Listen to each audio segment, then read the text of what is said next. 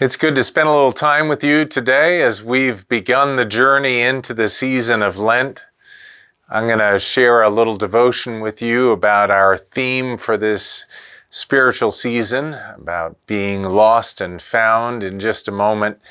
But I want to remind you to look for your parish life email that should arrive in your inbox every Friday, if not certainly by Saturday morning.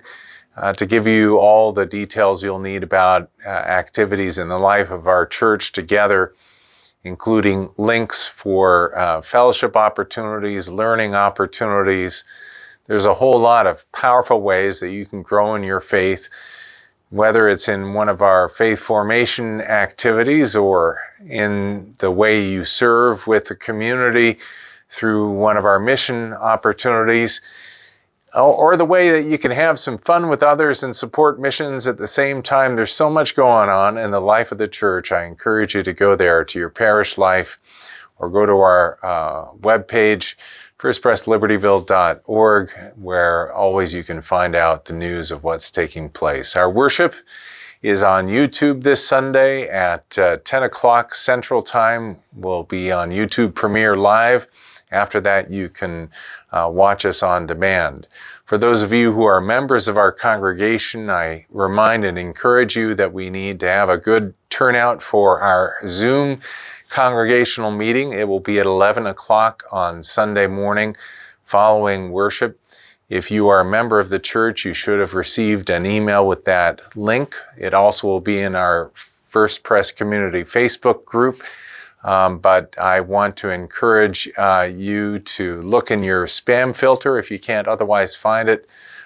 We are looking forward to being with you. If for some reason you can't otherwise connect, send a note to office@boxp.net, and one of our able administrators, Lenny, is going to be watching carefully during that meeting in case you need to be resent your link.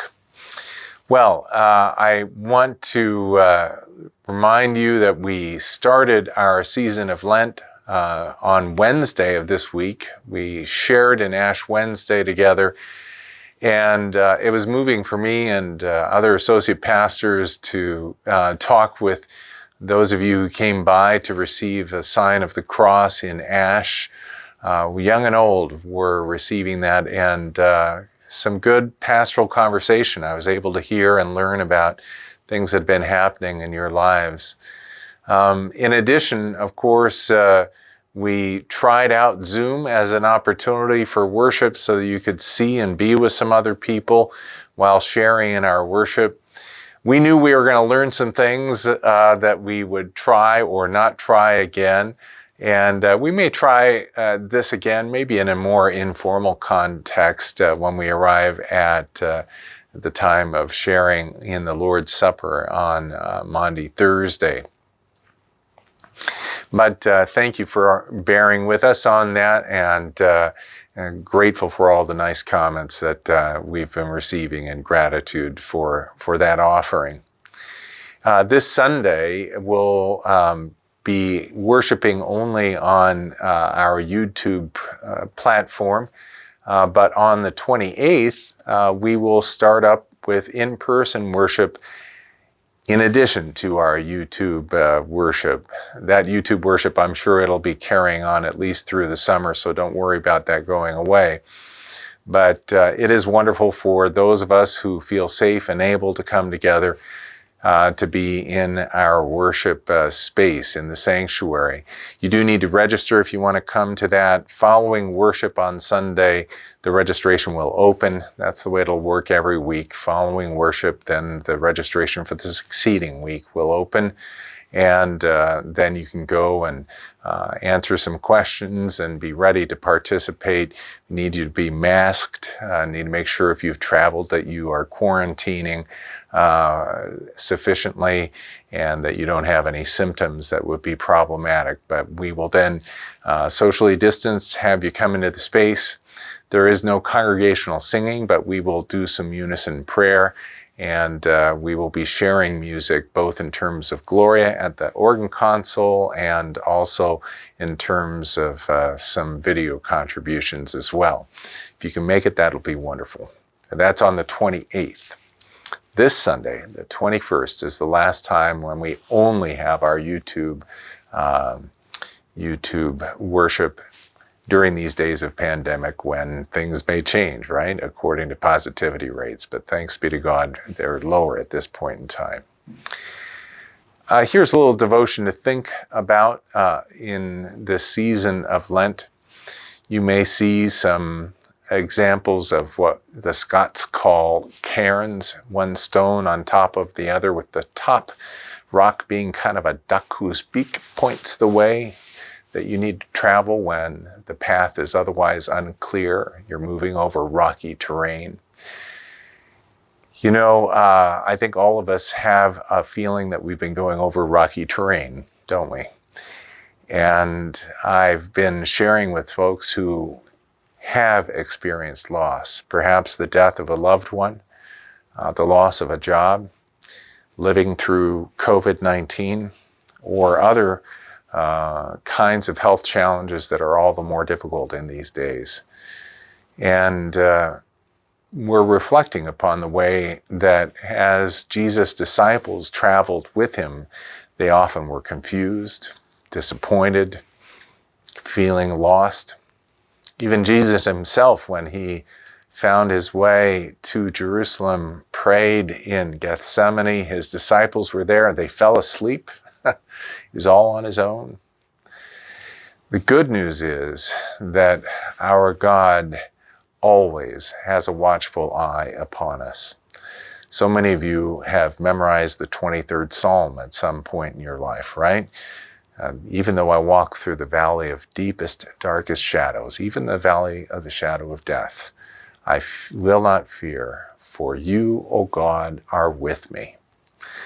I raised the verse from this parable of the Prodigal Son that Jesus offers.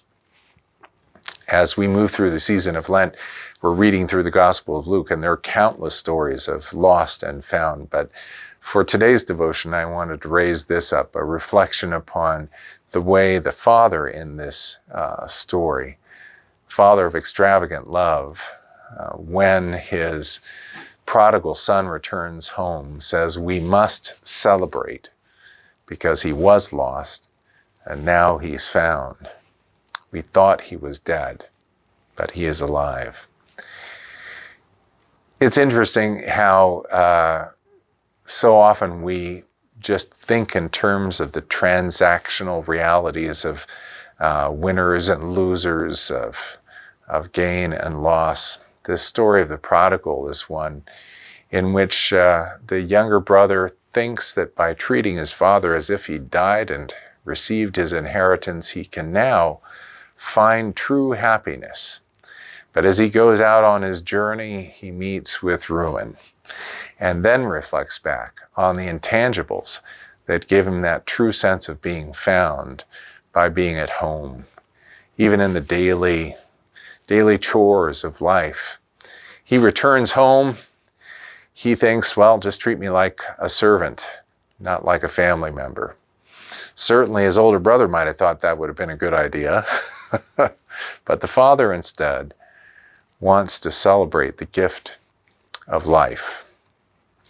So many of us had things taken from us in this season, but God's grace gives us small glimmers of goodness. I hope you find those, and I hope we train our focus on the good gift of God's love for each one of us, day by day by day. Well, the season of Lent does lead us, as we carry our own cross, to the one who hung upon a cross for our sake. But the cross could not contain him. Let us make this journey through this time and feeling of being lost towards the greatest news of being truly deeply found in resurrection hope and love and life everlasting. Won't you pray with me? Oh God, we give you thanks for this season of Lent that helps us refocus our spiritual lives. So many of us have the experience of feeling lost, and we know others who have lost as well. We hold these dearly in our hearts. Draw near to us. Make your love evident for us. Help us open our eyes to your small gifts of grace, that we might be found in your goodness, not just in the day-by-day life, but in the life everlasting. Amen. All right, friends, I wish you every blessing as we move into this weekend. I look forward to seeing you at our annual meeting on Zoom at 11 o'clock for those of you who are members of our church, and in worship at 10 o'clock on YouTube Premiere or on demand thereafter. Blessings all. And a special prayer of gratitude this week for these weeks when we share our mobile food pantry. I'm really grateful for all of you who volunteer for that. Bye-bye now.